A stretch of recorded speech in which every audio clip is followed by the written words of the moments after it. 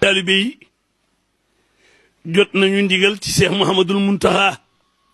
noo ngi ñaan Mbakke mu yàgg lool ñëw ca mbokkam ma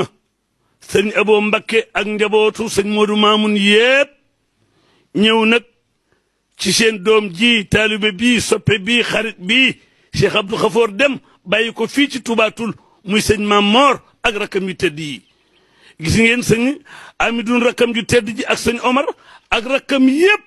ak njaboot gi waaye gis ngeen tubaarkalla Touba Toul dayre yi ak soppe yi ak xar yi ñëpp génn na bu nit faatoo yoonu xabruwee mokk ka dem moo baax waaye bu sigil ndigaale bare kam bàyyee baax Cheikh Abdou Khafour dem na waaye bàyyi na fi ku baax ndax naa li mu naaloon yéene woon ko Touba Toul ak dund wi yëpp sëñ Maam Moor ànd naag rakkam yi yeggale ko muy bis bii fi sëñ Bamba ñëwee woon te sëñ bi fu mu jaar mu dim ngir fu mu wàcc muy njëndi sëñ Bamba du jaar fenn mu raaf sëñ Abdou Khafour yéene ko waaye nag sëñ Maam Moor takku ànd ko ak njaboot gekki rakkam ba jumaa ji sotti jumaa jooji nag la leen sëñ bi joxoon ndigal ni leen bis bi ñu ko ubbee woon bu del seetee na ngeen ko màggal muy bu ñu tabaskee ba bis bi del si sëñ Maam Moor bawul kenn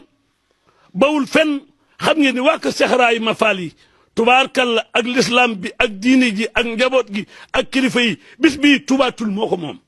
ak li wër Touba Toul moo tax sëñ bi boole ci ñépp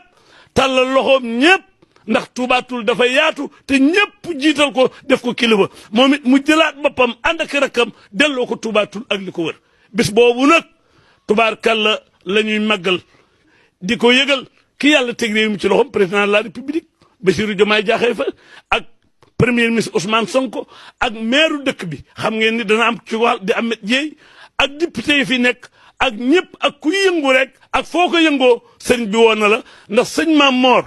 mii toog ñëpp a ko bokk moo tax ñëpp la ci woo kon nu yëkkat suñu kàddu gu jox sëñ Modou Babou